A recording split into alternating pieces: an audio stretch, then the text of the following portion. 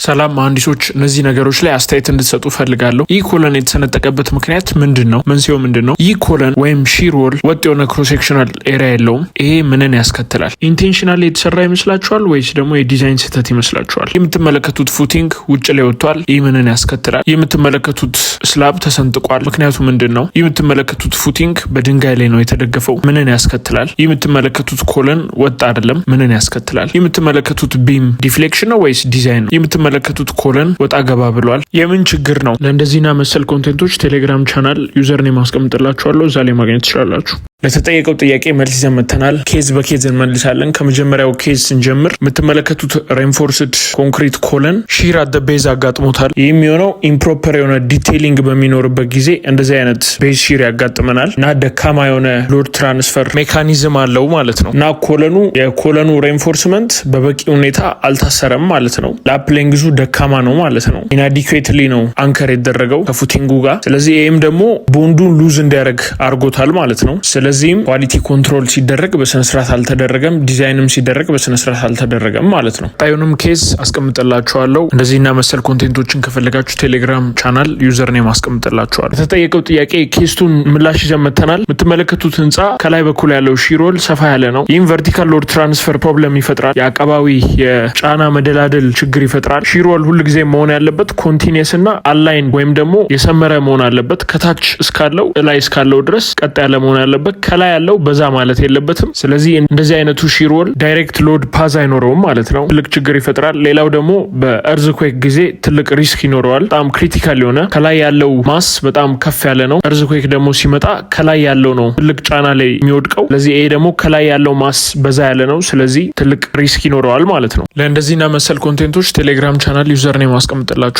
ለተጠየቀው ጥያቄ ኬስትሪን ምላሽ ይዘን መጥተናል። ፉቲንጉ ባይቀበር እና ኢምቤድ ባይደረግ እና ፉቲንጉ ኤክስፖዝ ቢደረግ ምን ሀፕን ያደርጋል የሚል ነበረ። አንደኛው ቤሪንግ ካፓሲቲውን ወይም የመሸከም አቅሙን እያጣ ይመጣል። ሁለተኛ ፉቲንጉ ፉሊ ሶይል ሬዚስተንስን ሞቢላይዝ ማድረግ አይችልም። ሌላው ኢፌክቲቭ ቤሪንግ ካፓሲቲ ሪዲዩስ ያደርጋል። ሌላው ደግሞ ሪስክ ኦፍ አን ኢቭን ሎድ ትራንስፈር ኢንክሪዝስ፣ ወጥ ያልሆነ ጫና እየጨመረ ይመጣል ማለት ነው። እየተንሰራፋ ይመጣል። ከአንደኛው ኤጅ ሌላኛው ኤጅ የተለያየ አይነት ሎድ ይኖራል ማለት ነው። ሌላው አጀሰንት ሶይል ካን ቢ ኢሮድድ ኦር ሶፍትን ዊች ሊድስ ቱ አን ኢቭል ሴትልመንት። ይህ ማለት በአቅራቢያው ያለ አፈር ሊሸረሸር ይችላል። ስለዚህ ይህም ደግሞ አን ኢቭል ሴትልመንትን ወይም ደግሞ ወጥ ያልሆነን መዝቀጥ ሊያመጣ ይችላል ማለት ነው። ምክንያቱም ሁሉም ፉቲንግ ሴትልመንት ይኖራቸዋል፣ ካልኩሌት ይደረጋል ዲዛይን ከመደረጉ በፊት። ስለዚህ ይህም ደግሞ አን ኢቭን እየሆነ ይመጣል። ሞር አን ኢቭን እየሆነ በመጣ ቁጥር ደግሞ ስትራክቸራል ክራክስ ያጋጥሙናል ማለት ነው እና የኮለን መንጋደል ምናምን ሊያጋጥመን ይችላል። ሌላው ደግሞ ላክ ኦፍ ላተራል ሰፖርት፣ የጎንዮሽ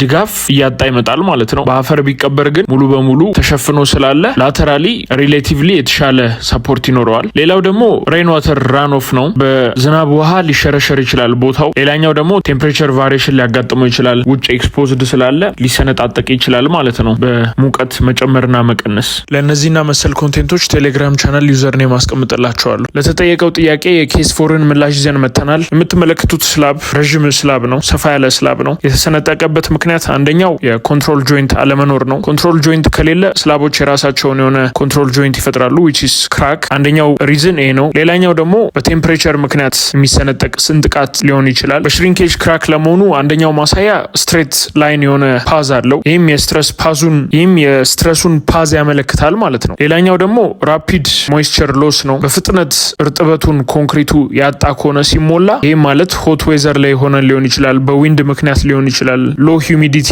ኖሮን ሊሆን ይችላል። የተለያየ ምክንያት ራፒድ ሞይስቸር ወይም ደግሞ በፍጥነት እርጥበቱን በሚያጣበት ጊዜ ቶፕ ሰርፌሱ ሽሪንክ እያደረገ እየተሰነጠቀ ይመጣል ማለት ነው። ሌላኛው ደግሞ ፑር ኪውሪንግ ነው። ደካማ የሆነ ውሃ ማጠጣት ካረግን እንደዚህ ሊሰነጥቀብን ይችላል። ሌላው ደግሞ ኮንቲኒየስ የሆነ ፖሪንግ ማለትም ስንሞላ በጣም ሰፋፊና ረዣዥም ስፓኖች በሚሆኑበት ጊዜ ያለ ጆይንት ምንሞላ ከሆነ እንደዚህ ሃይ ሪስክ ኦፍ ክራክ ይኖረዋል ማለት ነው። ሌላው ሚኒመም ሬንፎርስመንት ፕሮቫይድ ማድረግ አለብን ለሽሪንኬጅ፣ ምክንያቱም ቴምፕሬቸር ክራክ ሊኖር ስለሚችል ሚኒመም ሬንፎርስመንት ፕሮቫይድ ማድረግ አለብን ማለት ነው። እንደዚህና መሰል ኮንቴንቶች ቴሌግራም ቻናል ዩዘር ኔም አስቀምጥላችኋለሁ፣ እዛ ላይ ማግኘት ትችላላችሁ። ለተጠየቀው ጥያቄ ኬስ 5ን ምላሽ ይዘን መጥተናል። እንደምትመለከቱት ማሰነሪ ወርክ ከአርሲ ፉቲንጉ እታች አለ። ይህም አንደኛ የሚፈጥረው ፑር ሎድ ፓዝ ነው። ደካማ የሆነ የጫና ሽግሽግ ይፈጥራል። በኖርማል ኮንዲሽን የሎድ ፓዝ በምንመለከትበት ጊዜ ከኮለኑ ወደ ፉቲንጉ ይሄዳል፣ ከፉቲንጉ ወደ አፈሩ ይተላለፋል። በዚህኛው ኬስ ግን በምንመለከትበት ጊዜ ከኮለኑ ወደ ፉቲንጉ፣ ከፉቲንጉ ወደ ማሰነሪ ወርኩ፣ ከዛ ነው ወደ አፈሩ የሚሸጋሸገው። ይህም በምንመለከትበት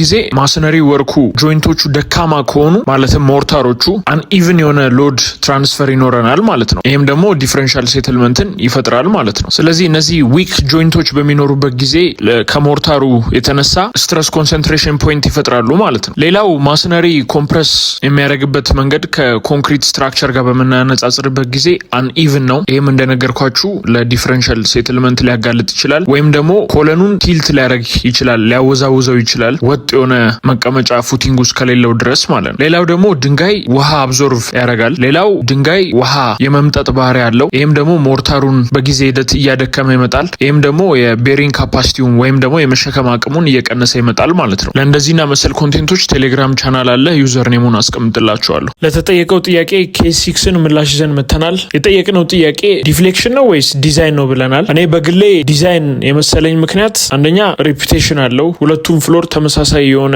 መጣመም ነገር አለ። ስለዚህ እንደ ዲዛይንም አስቤው ነበረ።